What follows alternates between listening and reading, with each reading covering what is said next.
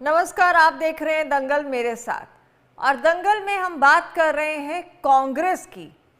चुनाव खत्म हुए एक वक्त हो गया है, रिजल्ट आए, सरकार बने भी एक वक्त हो चला है, लेकिन वक्त की बात अगर मैं कहूं तो आज 5 तारीख है, तकरीबन एक महीना होने को आया है। 8 तारीख को परिणाम आए थे और 8 तारीख को एक महीना हो जाएगा, लेकिन कांग्रेस अभी भी मंथन में उलझी हुई है। और ये मंथन बहुत इंपॉर्टेंट ये है कि इस मंथन से निकल क्यों नहीं रहा कुछ, कांग्रेस आगे क्यों नहीं बढ़ पा रही। इसी पर आज हम चर्चा कर रहे हैं कि हार की समीक्षा जो कांग्रेस कर रही है वो हरियाणा कांग्रेस की एक परीक्षा क्यों बन गई है। जी हाँ, हमारे दंगल के आज के अहम सवाल जिन पर हम अपने मेहमानों के साथ चर्चा करेंगे। हार की समीक्षा, हरियाणा कांग्रेस की परीक्षा। हारी कांग्रेस को समीक्षा का सहारा, क्या हारे लगाएंगे अब किनारा? क्या बिना नेता प्रतिपक्ष के चलेगा हरियाणा विधानसभा का सत्र? ये हम इसलिए सवाल उठा रहे हैं कि अभी तक कांग्रेस अपने नेता प्रतिपक्ष का नाम डिक्लेयर नहीं कर पाई है और फिर से एक कमेटी बना दी गई है। एंड कुछ नेताओं का ये आरोप है कि जितने हारे हुए लोग थे वो इस कमेटी में हैं, एक आफ्ताब अहमद को छोड़ के। तो क्या हारे हुए अब कांग्रेस का बेड़ा पार लगाएंगे या फिर ईवीएम पर सवाल उठाकर अपनी हार की जिम्मेदारी लेने की बजाय दूसरे पर ठीकरा फोड़ा जा रहा है? ये हम क्यों कह रहे हैं, आपको सुनाते हैं कि कांग्रेस के सांसद जयप्रकाश जी ने क्या कहा हमसे। देखिए, करण दलाल जी इस मामले में काफ़ी ज्ञान रखते हैं और उन्होंने मेहनत भी की। हार के बाद उनकी जीत सुनिश्चित थी और इस कमेटी में कई लोग हैं, जैसे हमारी दादरी में हम केवल 1100 वोट से आ रहे हैं जी। मनीषा सांगवान भी इसमें, हमारे जो लोग हैं ये सारे के सारे इसको ये देखेंगे, क्योंकि मैंने कहा 2 प्रकार की मशीनें काम कर रही हैं। एक मशीन है जो विदेशों से आई है, जिसका चिप विदेश में है। एक मशीन इंडिया में असेंबल हुई है, बनी है। आप ईवीएम पर ही ठीकरा फोड़ रहे हैं? नहीं, ईवीएम पे हाँ। उसी की तो जांच करेंगे ना।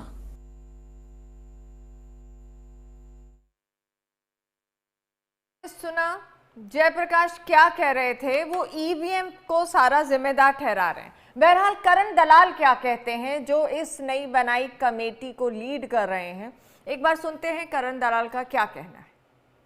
इस तरीके से भारतीय जनता पार्टी डर और भय बना करके और चुनाव तक को जो उन्होंने एक तरीके से अपने पक्ष में करने का काम किया है, इसको रोकना होगा और उसी कार्य पर हमारी ये समिति अपना कार्य कर रही है। 1 हफ्ते के अंदर तो हमने अपने प्रत्याशियों को बुला करके उनसे हमें सूचनाएं लेनी है कि उन्होंने चुनाव में कहां कहां इसमें धांधलियां देखी हैं, उनके साथ कहां कहां ज्यादतियां हुई हैं, कहाँ चुनाव आयोग ने अपना पूरा कार्य नहीं किया। 1 हफ्ते के अंदर उनसे हमें जानकारी लेनी है।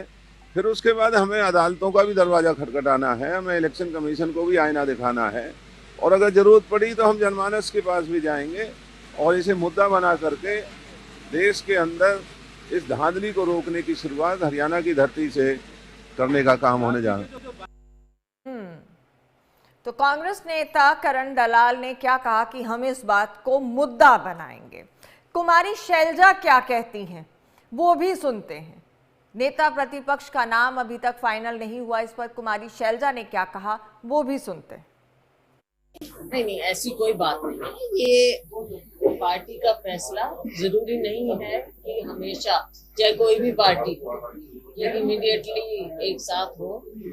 कई पहलू होते हैं, अभी चुनाव भी हो रहे हैं दूसरे राज्यों में भी। सब चीजों को देखते हुए कांग्रेस पार्टी उचित समय पर हमारी हाईकमांड फैसला ले। और आपको बता दें कि विधानसभा का जो सत्र है वो जल्द ही होने वाला है। 13 तारीख को ऐसा कहा जा रहा है कि विधानसभा का जो पहला सत्र है वो होगा। हालांकि ऑब्जर्वर्स अपनी राय सभी विधायकों से ले चुके हैं, लेकिन उसके बावजूद अभी तक नेता प्रतिपक्ष के नाम पर कांग्रेस मुहर नहीं लगा पाई है। बड़ा सवाल है। हार पर मंथन जारी है, लेकिन इस हार के मंथन से निकलेगा क्या? मेरे साथ कुछ खास मेहमान हैं। शमशेर सिंह गोगी हैं, पूर्व विधायक हैं कांग्रेस से, प्रोफेसर गुरमीत सिंह हैं, राजनीतिक विशेषज्ञ हैं, पॉलिटिकल एनालिस्ट हैं। विजय प्रताप सिंह हैं कांग्रेस से, ये भी इस कमेटी का करण दलाल जी के साथ हिस्सा हैं। और विधु रावल हैं बीजेपी से। आप सभी का स्वागत है। गोगी जी, सबसे पहले आप ही के पास आना चाहूंगी। पहले भी आपसे बात हुई थी हमारे चैनल पर मेरे ही साथ, आपने कई बड़ी बात कही थी। आज भी आपका एक बयान आया, आपने कहा कि हारे हुए व्यक्ति अब हार की समीक्षा कर रहे हैं, तो इससे निकलेगा क्या? गोगी जी। अभी हेलो जी जी, आवाज आ रही है आपकी। आप सुन रहे हैं मेरी बात? जी बिल्कुल। मेरा कहने का, मेरा जो अभी आपने बयान सुनाया करण दलाल जी का, जी, उससे तो लगता है कि सिर्फ ये समीक्षा ईवीएम तक ही सीमित है। जी। और मेरे को जो सवाल किया गया था वो था कि पूरी हार की समीक्षा। पूरी हार की समीक्षा के लिए जी। अब 1 महीने के बाद फैक्ट फाइंडिंग कमेटी है आईसीसी ने बनाई थी, उसके बाद कोई जरूरत नहीं है। जी। ईवीएम का कोई काम अगर कर रहे हैं वो, हाँ। तो करण दलाल जी उसमें सक्षम है, वो कर सकते हैं। लेकिन मेरी अपनी राय है कि कहीं ऐसा ना हो जाए कि ईवीएम का नाम लेके जो हमारे से असलियत में गलतियां हुई हैं जी, कहीं हम उनको छिपा तो नहीं रहे। और अगर हम अपनी गलतियों को खुद ही आत्म मंथन नहीं करेंगे उस पे और उनको नहीं समझेंगे, तो फिर पार्टी को सुधार करने के लिए हम आगे कैसे काम करेंगे? बड़ी बात आपने कही है तो गोगी। ईवीएम मेरे को नहीं लगता है कि अकेला एक पॉइंट है। आपने बिल्कुल सही कहा। अकेले ईवीएम से नहीं है। जो कर्णधार थे उनका भी क्या रोल था, क्या कार्य प्रणाली थी, क्या कांग्रेस प्रदेश कमेटी कहीं थी, प्रदेश अध्यक्ष जी कहीं थे इलेक्शन के बीच में, या कोई और ही इलेक्शन लड़वा रहा था? तो बहुत सारी बातें हैं जिनकी समीक्षा करनी चाहिए। लेकिन मैं अब ज्यादा नहीं कहूंगा कि करण दलाल जी तो ईवीएम तक ही सीमित कर रहे हैं इस कमेटी को। अगर ये ईवीएम तक सीमित है तो फिर इस पे कहने की कोई जरूरत नहीं है। लेकिन बड़ी बातें तो फिर वहीं आके खड़ी हो जाती है ना, कि हम हार का मंथन कर रहे हैं, लेकिन जो गलतियां, जैसे आपने भी सवाल उठाया और बाकी भी नेता, कैप्टन अजय यादव की बात हो, रामनिवास गोडला की बात हो, और भी कई नेता जो ये लगातार सवाल उठा रहे हैं कि सिर्फ एक ही फैक्टर को अगर आप देख रहे हैं तो कांग्रेस अपने अंदर घर को कब ठीक करेगी? जब जिम्मेदारी नहीं तय होगी, अकाउंटेबिलिटी नहीं होगी, रिस्पॉन्सिबिलिटी नहीं होगी, तो ठीक कैसे होगा? वो मंथन तो कितने भी महीने चलता रहे। गोगी जी। मंथन कितने महीने चले वो तो ठीक है, लेकिन पहले गलतियां तो उजागर करो, अपनी जिम्मेदारी तो लो भी हमारे से ये गलती हुई, फिर उस पर मंथन होगा। अभी तक तो 1 महीने में किसी ने जिम्मेदारी नहीं ली हार की। अगर कांग्रेस जीत जाती तो माला कौन कौन डलवाते, जीतने का श्रेय कौन कौन लेते जी? उन लोगों को अब हार का भी माला डलवा लेनी चाहिए और बड़ा दिल दिखाना चाहिए। पार्टी से बड़ा नहीं समझना चाहिए अपने आप को। पार्टी को दोबारा से उभारने के लिए सच्चाई जनता के सामने लाओ और आने वाले समय में पार्टी को दोबारा से खड़ा करो, इसका संगठन बनाओ और पार्टी में जान डालो। व्यक्ति से पार्टी नहीं चलेगी, पार्टी से व्यक्ति बड़ा हो जाएगा। बड़ी बात आप कह रहे हैं। ये जिस तरफ इशारा आप कर रहे हैं उस पर आज सांसद जयप्रकाश ने क्या कहा था वो भी आपको सुनाऊंगी थोड़ी देर में, लेकिन पहले चलते हैं विजय जी के पास। विजय प्रताप सिंह, ये जो कमेटी बनाई है, क्या ये सिर्फ ईवीएम को लेकर जो आरोप लगा रही है कांग्रेस, सिर्फ उसी पर चर्चा करेगी? हालांकि सुनने में ये आया था कि हारे हुए कैंडिडेट्स को भी अप्रोच किया जाएगा और उनसे भी बात की जाएगी कि किन कारणों से उनकी हार हुई है। आपका क्या कहना है? देखिए, ये जो कमेटी बनी है वो ईवीएम पे भी चर्चा करेगी और जो सरकार और प्रशासन की तरफ से जो वायलेशंस हुई हैं, जो अनियमितताएं हुई हैं, कानून का उल्लंघन हुई है, उन सभी चीज बिंदुओं पे समीक्षा करेगी। इसीलिए आज उसकी पहली मीटिंग थी, दलाल साहब उसके अध्यक्ष थे। आज मीटिंग हुई, 9 तारीख को दोबारा मीटिंग बुलाई जाएगी, जिसमें जो सभी हारे हुए कैंडिडेट्स हैं जी उनसे विचार लिया जाएगा कि उनके यहाँ विधानसभा चुनाव में कोई अनियमितता तो नहीं हुई है। ये बात आज की इस मीटिंग में तय हुई है। और वायलेशंस तो इसमें कोई दोहराई नहीं हुई है। हमने वीडियोग्राफी मांगी है, अभी तक हमें नहीं दी गई है। हमने वीवीपैट की गिनती के लिए कहा तो प्रशासन उसके लिए भी तैयार नहीं था। हालांकि 5 तो रैंडम उन्होंने करा दी, लेकिन उसके बाद तैयार नहीं था। अब जैसे मशीन की जो टेम्परिंग है उसमें चेकिंग में सुप्रीम कोर्ट जो कहता है कि भाई उसमें वीवीपैट भी चेक हो सकती है, प्रशासन मना कर रहा है। तो हम लोग कानूनी विशेषज्ञों से उसकी भी सलाह ले रहे हैं कि उसके मायने क्या है। कहीं ऐसा तो नहीं है कि सुप्रीम कोर्ट की गाइडलाइंस को अनदेखी कर रहे हैं।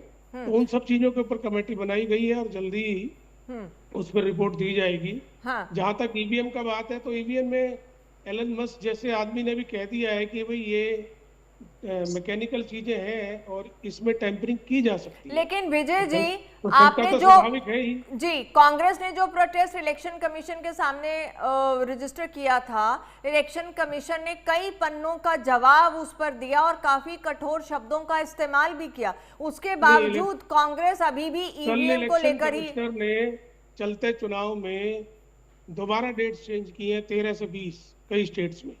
चुनाव डिक्लेयर करने से पहले इलेक्शन कमीशन को नहीं मालूम था। इलेक्शन कमिश्नर अपनी विश्वसनीयता खो चुके हैं, वो कठपुतली बने हुए हैं, उनकी बात का कोई मायने नहीं है। हमें कोर्ट से उम्मीद है और हम कानूनी विशेषज्ञों से, बड़े वकीलों से राय ले रहे हैं कि इसमें क्या हो सकता है। हम अपनी शंकाओं का निवारण चाहते हैं और वो हमारा अधिकार है। लेकिन जो बड़ा इंपॉर्टेंट, आपकी शंकाओं का निवारण हो, ठीक है, वो आपका अधिकार है, लेकिन सारा ठीकरा ईवीएम पर या फिर जो धांधली हुई। नहीं, हमने तो सारा ठीकरा ईवीएम पे नहीं फोड़ा है। ओके, जो गोगी जी जैसे नेता सवाल बड़ा उठा रहे हैं कि घर के अंदरूनी जो चीजें हुई हैं उन पर भी समीक्षा होनी चाहिए, वो कब होगी? गोगी जी हमारे बड़े सीनियर आदमी हैं, हमारे सीनियर विधायक हैं, रहे हैं। और वो भी थोड़ी वोटों से हारे हैं, मैं भी थोड़ी वोटों से हारा हूँ। तो इसमें तो कोई दोहराई नहीं कि आत्म मंथन और चर्चा होनी चाहिए। लेकिन मेरा ये मानना है कि इस दफा हरियाणा में कांग्रेस के पक्ष में माहौल था और लोग भी चाहते थे। आज भी लोग हैरान है कि ये बीजेपी की सरकार कैसे बन गई। किस तरह नायब सिंह सैनी ने कहा कि हमने सब बंदोबस्त किए हुए हैं, ये ईवीएम को दोष देंगे। मुख्यमंत्री का ये पहले ही कहना शंका पैदा करता है। और जहां तक गोगी साहब की बात है तो वो तो देखिए, कांग्रेस की जो पार्टी है उन्होंने फैक्ट फाइंडिंग कमेटी ने अपनी रिपोर्ट दे दी है और वो जल्दी ही सभी के सामने आ जाएगी, पटल पर रख दी जाएगी हाईकमांड के, और दूध का दूध पानी का पानी हो जाएगा। लेकिन हार के बाद समीक्षा तो करनी ही चाहिए। और मैं इस बात समीक्षा होनी चाहिए, लेकिन ये समीक्षा कितनी बड़ी परीक्षा इस वक्त कांग्रेस के लिए बन गई है, ये भी एक बड़ा सवाल है। एक दूसरे पे आरोप प्रत्यारोप की नीति से तो मैं सहमत नहीं हूँ। लेकिन समीक्षा होनी चाहिए। और जो कमियां हैं, जैसे हमारा संगठन नहीं है, वो हमारी कमी रही है और उस पे सुधार होना चाहिए। उन कमियों की तरफ अभी भी ध्यान ना देकर कदम नहीं उठाए जा रहे, उस पर भी आपसे चर्चा करूंगी और गोगी जी से भी।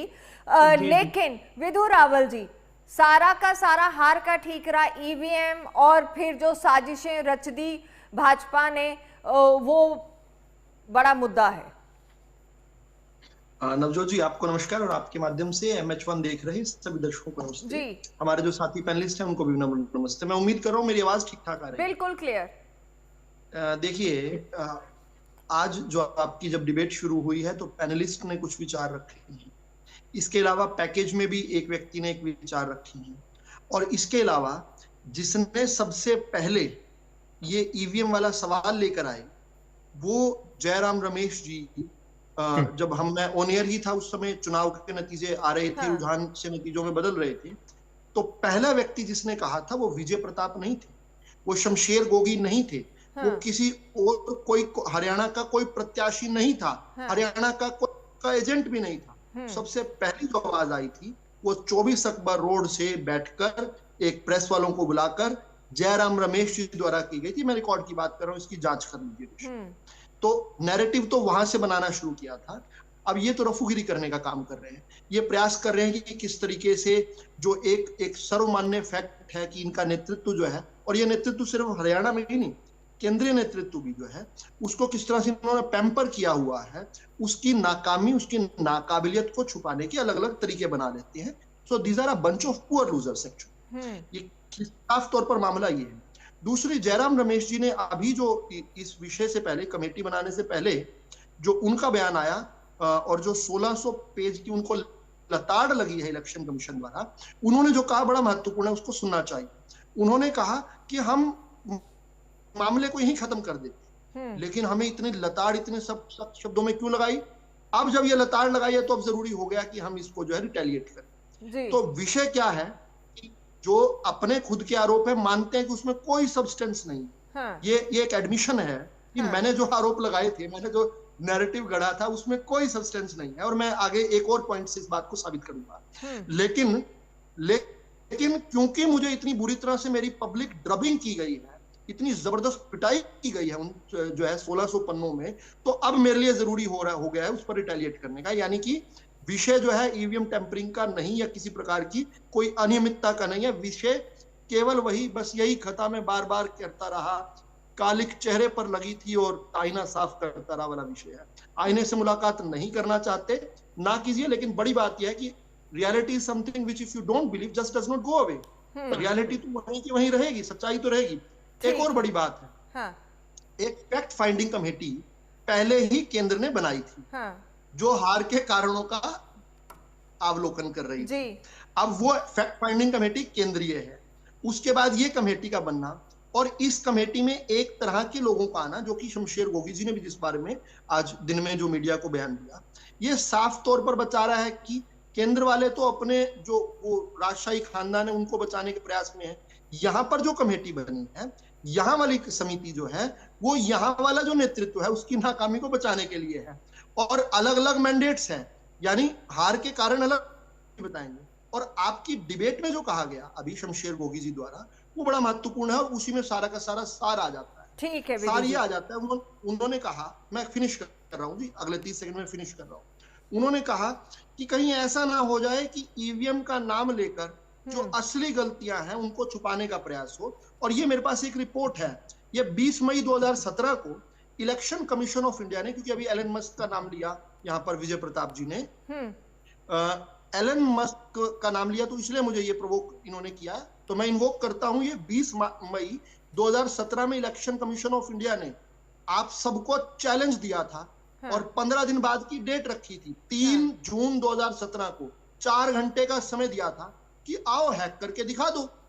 तब भी एलन मस्क यही होंगे, और फिर अंकल सैम की भी आपको तो एक्सपर्टिज्म मिलती रहती है ना, यूएस से अंकल सैम आके बताते रहते हैं, सैम प्रेटेरोडा, उन सारे एक्सपर्ट्स को। लेकिन तब तो आप भीगी बिल्ली की तरह आए नहीं थे। एक दिन का ग्रेस टाइम था, प्लीज पूरा करने दीजिए, महत्वपूर्ण है ये हिपोक्रेसी को जाहिर करने के लिए बहुत जरूरी है, और मैं बहुत बड़ा जिम्मेदारी से बात कह रहा हूं। ये लोकतंत्र को कलंकित कर रहे हैं ये लोग, संविधान को हाथ में लेकर जो ड्रामा कर रहे हैं इतने महीनों से, उसका संविधान के अनुरूप नहीं है ये बिल्कुल भी व्यवहार। ये लोकतंत्र में से लोगों का विश्वास घटाने का है। और बड़ी दिक्कत क्या है कि इनके खटाखट झूठों की तरह, इनके झूठ की तरह, ये झूठ भी इनका पर्दाफाश हो चुका है। चलिए वहां पर नहीं जाते हैं, क्योंकि मुद्दा डिरेल हो जाएगा। इसका जवाब तो विजय जी देंगे, लेकिन उससे पहले गुरमीत सिंह से जानना चाहूंगी। गुरमीत जी, नेता प्रतिपक्ष पर भी आते हैं, लेकिन पहले अपनी हार की समीक्षा करने की बजाय फिर से एक फैक्ट फाइंडिंग कमेटी गठित कर दी गई, एंड ईवीएम को लेकर कांग्रेस एक बड़ा मुद्दा बनाने की मूड में है। क्या अपनी जिम्मेदारियों से बचने की एक कोशिश है? देखिए, पहली बात तो ये कि जिस दिन नतीजे आ रहे थे उसी दिन से कांग्रेस ने ये बात कही थी, और क्योंकि एक दिन पहले प्रेस कॉन्फ्रेंस में नायब जैनी ने भी व्यंग में ये बात कह दी थी कांग्रेस के लोगों के लिए, और कई इलेक्शंस में ये सवाल पहले भी उठता रहा है। देखिए, अखिलेश यादव का अगर आप कभी भी साक्षात्कार सुने तो वो तो ये कहते हैं कि अगर मुझे 80 की 80 सीट आ जाए तब भी मैं ईवीएम के खिलाफ हूँ। तो वो एक अलग बहस है जो देश में चलती है, वो कई जगहों के उदाहरण होते हैं। जहां तक कांग्रेस की बात है, देखिए अब कांग्रेस में एक फैक्ट फाइंडिंग कमेटी सेंटर में बनी हुई है, और अब ये जो कमेटी बनी है उदयभान जी की, तो जाहिर सी बात है, एक तो इसका ये अर्थ भी निकाला जा सकता है कि अगर जिस तरह की बार बार खबरें आ रही है, सब अटकलें ही हैं कि क्योंकि जो लीडर थे हरियाणा में जिनकी रहनुमाई में चुनाव लड़ा जा रहा था वो हुड्डा साहब थे, हाँ, तो उन पे ठीकरा फोड़ने की बात है। तो एक तो इसे अगर स्ट्रेटजी के तौर पे देखें तो इस तरह से देख सकते हैं कि अगर कभी कोई चर्चा हो तो वो कहें जी हमारी रिपोर्ट तो ये भी कह रही है ना, तो ठीक है। उसको उस तरीके से भी देख सकते हैं। और अब तो ऐसा है, जैसे गोगी जी की बातें से अगर हम चले तो मुझे तो जब वो बोल रहे थे तो मुझे एक जगजीत सिंह ने गजल गाई है, लिखते तो कोई और है लेकिन गाई जगजीत सिंह ने, उनका एक शेर याद आ रहा था कि मेरा कातिल ही मेरा मुंसिफ है, मेरा कातिल ही मेरा मुंसिफ है, क्या मेरे हक में फैसला देगा, है ना। क्या बात तो उनको तो अब इस समय ये लगता है कि जो कमेटी के सदस्य हैं वो सारे एक गुट के हैं, तो वो हमारे तो वो बारे सिर्फ में उन्हें क्या नहीं लगता, ऐसे बहुत से कांग्रेस के नेता बहुत सारे हैं लोगों जिन्हें ये को लगता है। जी हाँ, दोनों तरफ से तो लेकिन अब देखिए सांप निकल गया और लकीर पीटने वाली बात है। अब आज जो जीता वो सिकंदर वाली बात होती है। अब क्योंकि बीजेपी जीत गई है तो बीजेपी को पूरा अवसर है कि वो कटाक्ष कांग्रेस पे कर सकती है और कांग्रेस को वो लेकिन शून्य कर सकती कांग्रेस बार बार ऐसा और- मौका भी दे रही है क्योंकि हाँ, अभी वही मैं तक उसी पे आ रहा था। लास्ट हाँ। बात यही जो आप कह रहे हैं वही, हाँ, कि दूसरी बात कांग्रेस अब मान लीजिए चुनाव तो हार गई, हाँ। लेकिन अब 13 नवंबर को सेशन आ गया, तो बिल्कुल। एक हफ्ता रह गया। हाँ। और ये 13 नवंबर ही क्यों, उससे पहले जो सेशन हुआ कायदे में तब जब भी। ऑब्जर्वर यहाँ आए थे, बिल्कुल। उसके बाद कितने दिन हो गए। तो जब आप डिले करते तो अटकलें लगती हैं। फिर ये होता है कि अच्छा जी वो बजरंग पुनिया की ज्वाइनिंग के टाइम वीरेंद्र सिंह गए थे और कुमारी शैलजा गई थी और विनेश फोगाट थी, लेकिन हुड्डा साहब नहीं थे। हाँ। और हर रोज आप देखते हैं भरा पड़ा है यूट्यूब जी। तो कि जी ठीकरा फोड़ रहे हैं, ये हाँ। हो रहा है जी, ये हो रहा है। तो अगर एक तरफ वो क्लियर कर दें, या जो अब निर्णय नेता तो चुनना ही है, ऐसा तो है नहीं कि बिना नेता के तो ही आप ये चलेंगे। मैंने आपको सस्पेंस पहले जो बना के रखा हुआ है ये भी कई तरह के संकेत दे रहा है, सवाल खड़े कर नहीं, रहा है। इसे सस्पेंस नहीं कहते इसको। अनिर्णय की जो स्थिति है, इससे जैसे मैंने बताया कि और ज्यादा फजीयत वाली स्थिति होती है, ओके। क्योंकि व्यंग करने का अवसर मिलता है दूसरी बिल्कुल। पार्टी को भी। और अगर विपक्ष का, मैंने आपको बताया है कि विपक्ष का ऐसा तो है नहीं कि कांग्रेस जो है वो त्याग में विपक्ष का नेता पद लेगी नहीं, क्योंकि विपक्ष के नेता को कोठी मिलती है, कार मिलती है, मंत्रियों की तरह पूरा स्टाफ जी मिलता है, उनकी कैबिनेट बिल्कुल। मिनिस्टर की रैंक लेकिन होती है। इसी बीच शमशेर गोगी और उनकी तरह ही कई नेता जो हैं कांग्रेस के, वो कह चुके हैं कि ओवरहॉलिंग की जरूरत है। जिन लोगों की लीडरशिप में चुनाव लड़ा गया वो जिम्मेदारी लें, बदलाव होना चाहिए। गोगी जी, अभी तक नेता प्रतिपक्ष का निर्णय भी नहीं हुआ, ऐसे में बदलाव होने की जो बातें आप लोगों द्वारा उठाई जा रही थी उनको कितना होते हुए आप देखते हैं, ये क्या है? देखो, ये तो अगर नेता प्रतिपक्ष तो हाईकमांड को बनाना है, और मेरे ख्याल में अभी 2-4 दिन में बन जाएगा। सेशन डिक्लेयर हो गया है और इलेक्शन है महाराष्ट्र में, वहां शायद इसलिए भी देर हो सकती है। हाँ, लेकिन एक बात मैं कहना चाहता हूं, जी ये आप मेरे को बताओ, ये गुरमीत जी ने सही शेर सुनाया, अगर कातिल ही अपना फैसला करेगा जी तो फैसला क्या आएगा? जी बिल्कुल, आपके दूसरी दिल बात, की आवाज रावल आ रही है साहब हम तक। लोकतंत्र की बड़ी दुहाई दे रहे थे। हाँ, दूसरी तरफ रावल साहब अभी लोकतंत्र और संविधान की बात कर रहे थे। तो मैं भी 68 साल पूरे कर दिए, शुरू से स्कूल कॉलेज से लेके राजनीति में हूं। जी तो रावल साहब को एक बात समझ लेनी चाहिए कि लोकतंत्र और संविधान इतना कभी कमजोर नहीं हुआ, इतना 2014 के बाद से। अब जिस संविधान में हर नागरिक को बराबर का अधिकार है और आपकी सरकार उसमें ही भेदभाव करती है, ऐसी सरकार को लोकतंत्र और संविधान का नाम लेने की भी इजाजत नहीं होनी चाहिए। देश में कानून का राज खत्म हो चुका है, यहाँ पे संविधान भी खत्म है, लोकतंत्र इसीलिए भी तो खत्म। गोगी जी बेहद यहाँ जरूरत तो है कि विपक्ष मुद्दा ही मजबूत हो, जाति- मजबूत तरीके से विपक्ष अपनी बात रखे। लेकिन जब विपक्ष इस तरह के मिले जुले संकेत देता है कि विपक्ष जी नहीं, ऐसी बात नहीं है। विपक्ष मजबूत है और हर जगह विधानसभा में भी और सड़कों पे भी पूरा जवाब दिया जाएगा। किसी तरह की जनता के साथ जाति नहीं होनी दी जाएगी। जनता के हक के लिए हम आपको लड़ते हुए सड़कों पे नजर आएंगे। हमारा जो लड़ाई है, जो पहले वाली बात है, वो ये है कि कांग्रेस वाला कोई कमजोर करने वाला हो तो उसको यही तो सबसे बड़ी लड़ाई है जो सबसे पहले आपको लड़ने की जरूरत है जी। यही तो सबसे बड़ी लड़ाई है जो पहले आपको लड़ने की जरूरत है। यही है कि कांग्रेसी, वही लड़ाई मैं कह रहा हूं कि वो लड़ाई ये है कि कांग्रेसी जो है वो है जो हाथ के पंजे को कैंडिडेट माने, जो अपने आप को ही, मेरे को टिकट मिल गई तो मैं कांग्रेसी हूं, अगर टिकट नहीं मिली तो फिर मैं कहीं भी जाऊं, ठीक है, कोई वो नहीं है। फिर भी कोई ना कोई नेता उनको वरदस्त देता है।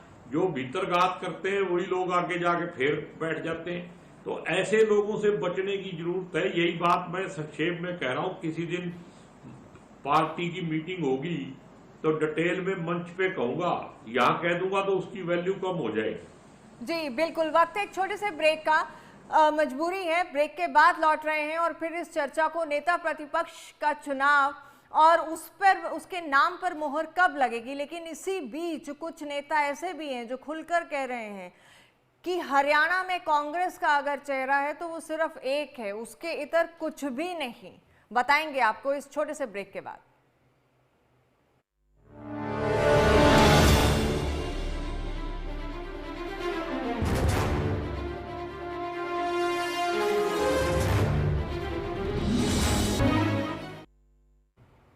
दंगल में हम बात कर रहे हैं कांग्रेस की हार की समीक्षा असल में उसी की परीक्षा बन गई है।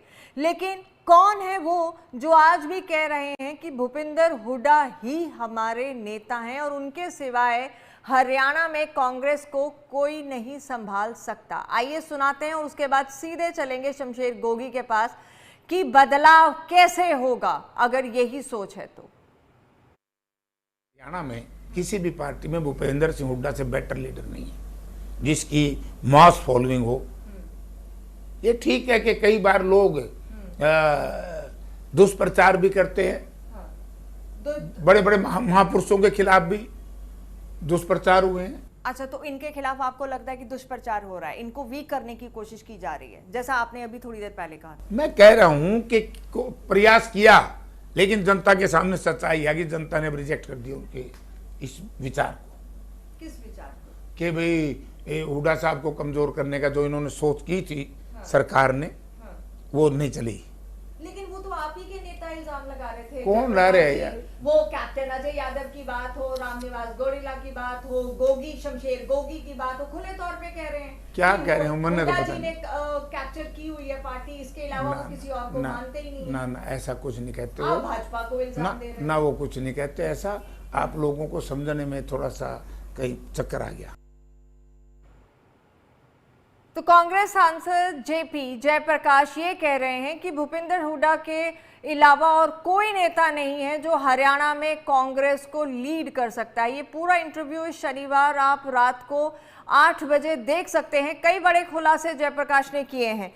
लेकिन शमशेर गोगी जी, ऐसे में जो बदलाव की बात उठ रही थी कि लीडरशिप में बदलाव होना चाहिए, जैसे आपने भी कहा कि जिनकी लीडरशिप में चुनाव लड़ा गया उनको जिम्मेदारी भी लेनी चाहिए आगे आके, और वहीं ये कह रहे हैं कि नहीं, उनसे बड़ा तो कोई नेता ही नहीं है। ऐसे में बदलाव कैसे होगा? नहीं, ये बात ठीक कह रहे हैं जयप्रकाश जी। अगर वो बड़े नेता थे तभी उन्होंने हाई कमांड से मांग के पूरी कमांड ली इलेक्शन की और जीती हुई बाजी हरवा दी कांग्रेस को।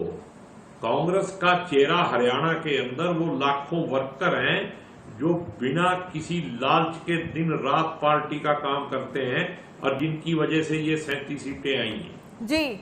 अगर कांग्रेस के वर्कर को सही तरीके से यूटिलाइज किया जाता तो हरियाणा में कांग्रेस की सरकार होती जी। जिन लोगों को बड़ा चेहरा, मैं भी कहता हूँ बड़ा चेहरा है, 10 साल चीफ मिनिस्टर रहे, बड़े चेहरे, कोई इनकार नहीं करता, लेकिन जनता ने उनको लगातार पिछले 15 साल से 3 इलेक्शन में रिजेक्ट किया है। हाँ। तो अब आने वाले समय में नई लीडरशिप का आगाज होना चाहिए और पार्टी के अंदर अगर नई लीडरशिप आएगी तभी पार्टी जो है उभरेगी और इन फासिस्ट ताकतों को स्टेट से भी और देश से भी बाहर करेगी। जी बेटर। विजय प्रताप जी, आप कितना इत्तेफाक रख रहे हैं इन बातों से, जो गोगी जी ने कहा या फिर जो जयप्रकाश कह रहे हैं, या फिर आप कमेटी की ही बात करेंगे कि कमेटी उन हारे हुए नेताओं से मिलेगी और फिर अपनी रिपोर्ट भेजेगी?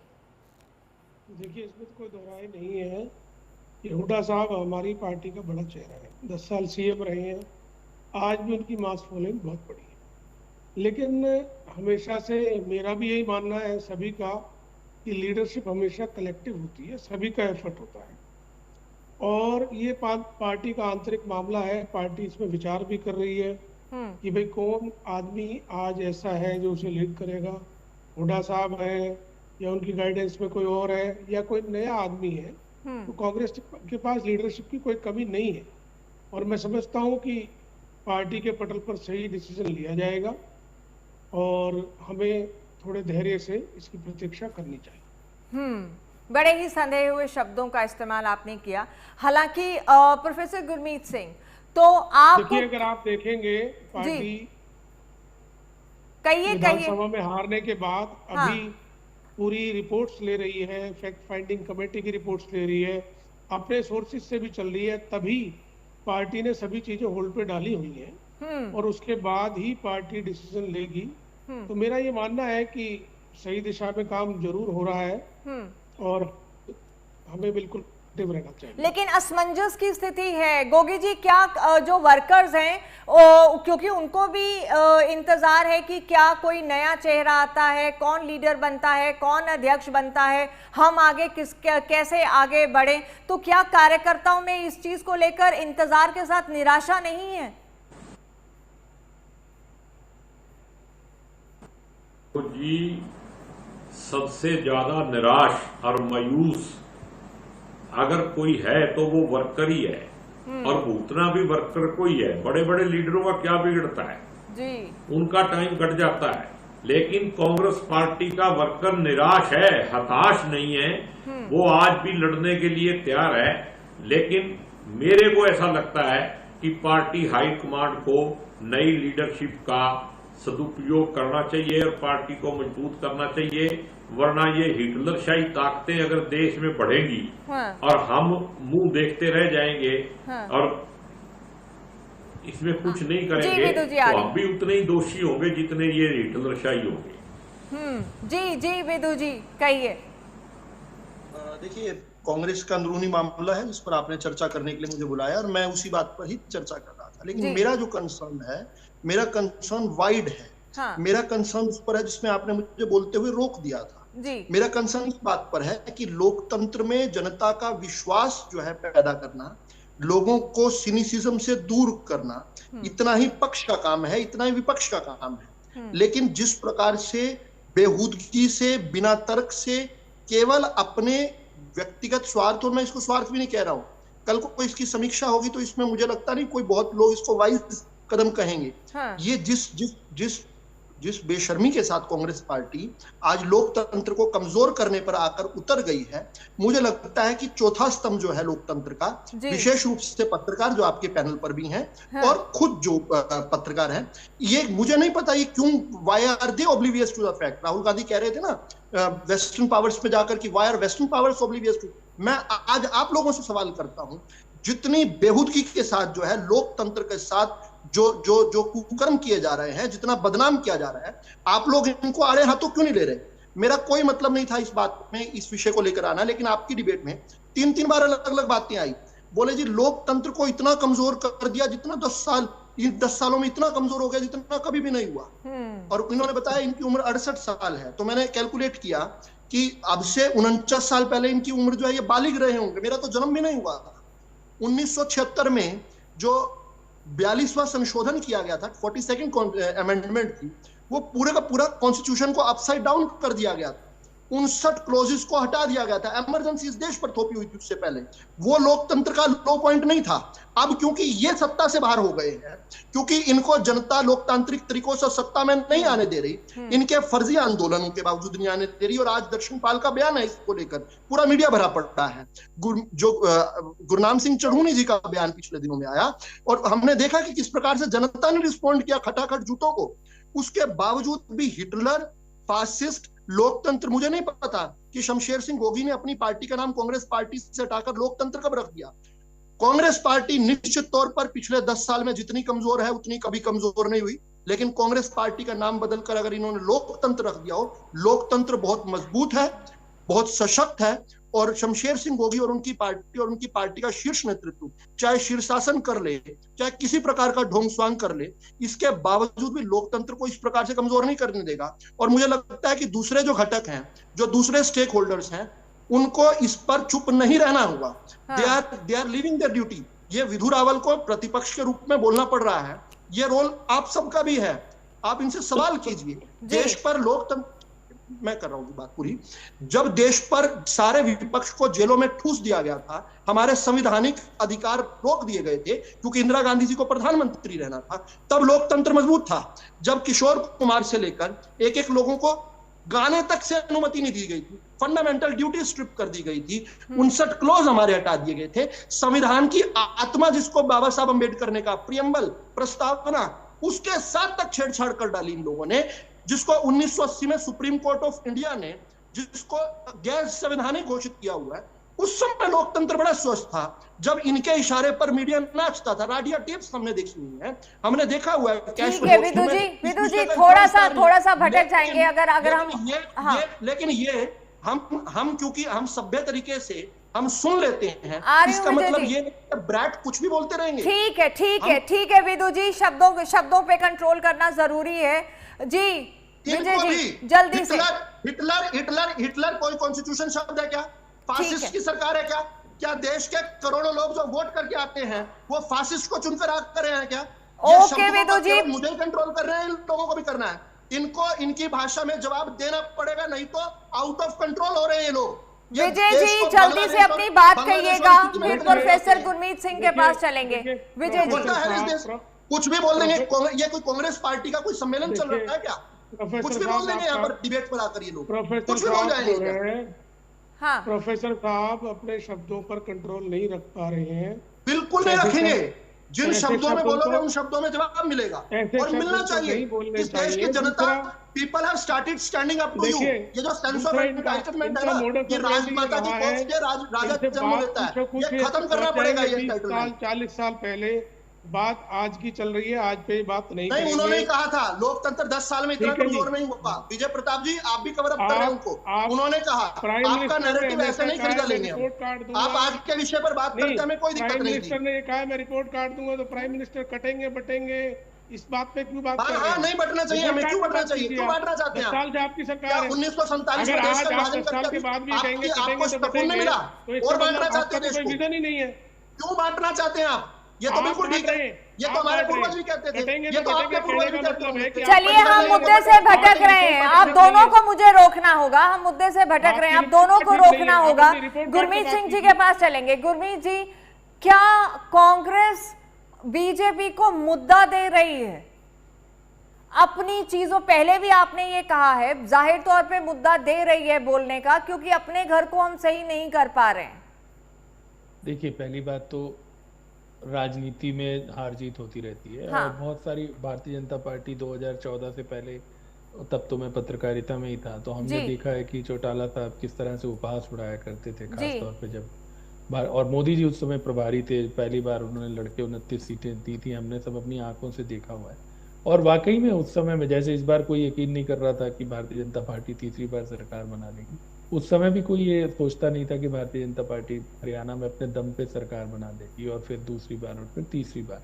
तो ये राजनीति में चलता रहता है। कांग्रेस एक जमाने में आपको मालूम है 84 में कितनी बड़ी जीत कांग्रेस ने हासिल। मौजूदा हालात में अभी आपकी नजर में मौजूदा हालात में मैं ये कहना चाह रहा हूँ कि देखिए हरियाणा, अब चुनाव हमारे सामने है जी। अभी 2 राज्यों के चुनाव हैं, महाराष्ट्र में चुनाव है, झारखंड में चुनाव है, वहां के भी नतीजे आएंगे। तो कांग्रेस, जहां तक हाईकमान की बात है तो उसको तो वहां फोकस करना ही चाहिए। और जहां तक हरियाणा की बात है, देखिए मैंने पहले ही कहा कि अब तो सांप निकल गया, आप लकीर पीटते रहे वाली बात है, जो चीज चिड़िया चुग गई खेत वाली बात है ना। अब तो भारतीय जनता पार्टी की सरकार बन गई और पूर्ण स्पष्ट बहुमत से बन गई, कोई जुगाड़ से नहीं बनी। तो अब उसमें तो यही है कि जो विपक्ष की भूमिका है, आप देखिए जो जीरी की जो खरीद है, जो धान की खरीद है, या जो अपने खाद की जी, बातें आ रही हैं, हाँ। उसमें कांग्रेस के लोग कितना बाहर जा रहे हैं। कम से कम मैंने तो नहीं देखा, वो उन्हें अब अपना जो शौक लगा है या जो वो सदमा वो है, उससे बाहर नहीं उससे निकल पा बाहर रहे। आना चाहिए जल्दी, और आपस में लड़ने की बजाय जनता की लड़ाई नहीं, लड़े, वो तो क्योंकि आज भी खींचतान चल रही है, वो आप देख रहे हैं, शमशेर और गोगी के मुद्दों की बयान भी कोई आपने कमी नहीं देखे। होती है, चाहे हाँ। कोई भी सरकार हो। देखिए, बहुत सारी अपेक्षाएं होती हैं, बहुत सारे भारतीय जनता पार्टी भी वादे करके आई है, भले वो अब कहेंगे कि 5 साल के लिए करके आए, हम पूरे कर देंगे, लेकिन फिर भी जनता की बहुत अपेक्षाएं होती, खासतौर पे इस तरह की चीजों में। तो विपक्ष की भी अपनी एक राजनीति तो में भूमिका है। भारतीय जनता आप ये पार्टी ने बहुत मानते साल हैं तक कि विपक्ष जब तक संगठित नहीं होगा, कांग्रेस अंदरूनी अपने आप को मजबूत नहीं करेगी? विपक्ष क्या, कांग्रेस ही है। हाँ, विपक्ष तो देखिए, बिल्कुल सबसे बड़ा वही बागी लोग तो है ही कांग्रेस नहीं। ही है। तो कांग्रेस जब तक अपने आप को अंदर से संगठित नहीं करेगी, एक चेहरा नहीं देगी, तब तक वो एक स्ट्रांग विपक्ष की भूमिका में नजर नहीं आएंगे। जाहिर सी बात है कि अगर आप बताइए, जब चुनाव चल रहे थे तब मैंने देखा था कि बहुत सारे कांग्रेस के नेता भी मंडियों में जा रहे थे। हाँ। जा रहे थे ना, खुद हुड्डा साहब भी जा रहे थे। अब जो है ठीक है पिछले जी। दिनों जो समस्याएं आई उनमें नहीं जा रहे। तो मैं यही कह रहा हूँ कि राजनीति में समय, देखिए समय का चक्र है और समय बीत जाता है। ऐसा कुछ नहीं है कि कोई कई हजार सालों की जो है ठीक है वो बात हो गुरमीत गई जी। है। 5 साल बाद फिर चुनाव आ जाएंगे, बीच में और भी चुनाव आते रहते हैं। तो जोर लगाना चाहिए। अभी स्थानीय निकायों के भी चुनाव ठीक है आएंगे, गुरमीत तो जी। लोगों के बीच में ही जाना पड़ेगा। एक दूसरे ओके। पे दोषारोपण करने की बजाय लोगों की लड़ाई लड़ें, और लेकिन लोगों की अपनी लड़ाई छवि। तो तब लड़ेंगे जब अपनी लड़ाई से बाहर आएंगे। मजबूरी है, माफी चाहूंगी सभी मेहमानों से, वक्त की कमी है, इसीलिए ले रहे हैं आपसे इजाजत। बेहद शुक्रिया आप सभी का इस कार्यक्रम में जुड़कर अपनी बात रखने के लिए। लेकिन कांग्रेस की हार का जो मंथन चल रहा है, असल में वो उसकी परीक्षा है। वो परीक्षा इसलिए है क्योंकि नेता प्रतिपक्ष के नाम पर भी मुहर नहीं लगी है, इसलिए स्ट्रांग विपक्ष की भूमिका में कांग्रेस कहीं नजर नहीं आ रही। और ये कब तक होगा, ये फैसला कब तक होगा, कब नेता मिलेगा और कब ओवरहॉलिंग कांग्रेस में देखने को मिलेगी, इसका इंतजार हमें भी है और हरियाणा की जनता को भी। फिलहाल लेते हैं आपसे इजाजत, नमस्कार।